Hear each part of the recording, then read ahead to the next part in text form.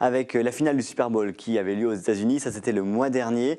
Mais en France, on compte aussi notre championnat de foot américain. Dans le Morbihan, 2 équipes occupent le terrain, les Mariners de Vannes et les Celtics de Lorient. Les Celtics qui joueront d'ailleurs ce dimanche 8 mars contre les Yankees d'Angers.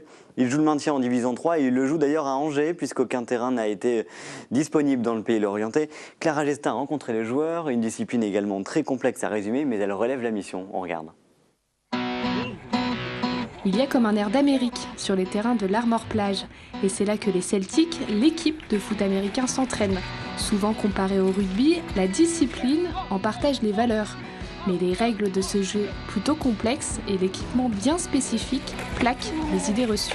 On dit en général que c'est un jeu de gagne-terrain, c'est-à-dire qu'on a 4 fois 12 minutes pour avancer de 10 yards, qui correspondent à peu près à 10 mètres, un peu moins, jusqu'à l'en-but, comme au rugby en fait.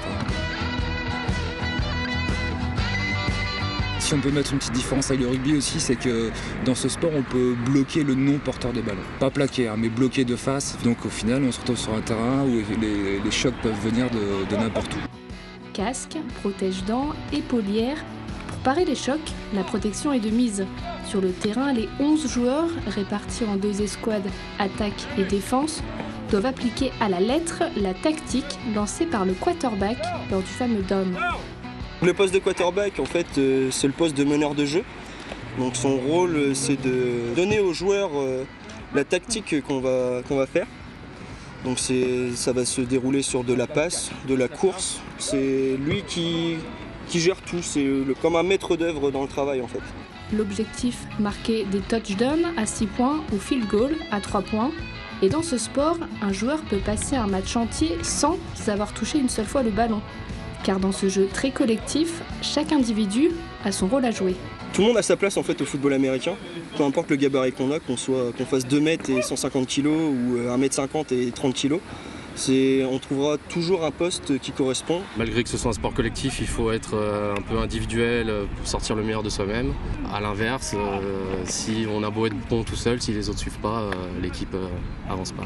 La France compte 180 clubs inscrits dans un championnat étagé en 4 catégories. En Morbihan, tandis que les Mariners de Vannes évoluent en championnat régional, l'équipe des Celtics, après une longue traversée du désert de 1992 à 2010, est montée cette saison en Division 3, à 2 marches de l'élite. Merci. Isabelle, vous avez tout compris ?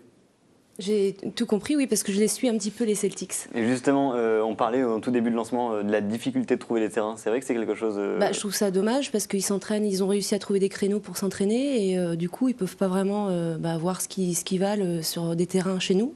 Ouais. Ils sont obligés de se déplacer à Angers. Je trouve ça un peu dommage. Ce serait bien que les municipalités fassent un effort justement pour leur dégager des terrains. Le message est passé. Merci.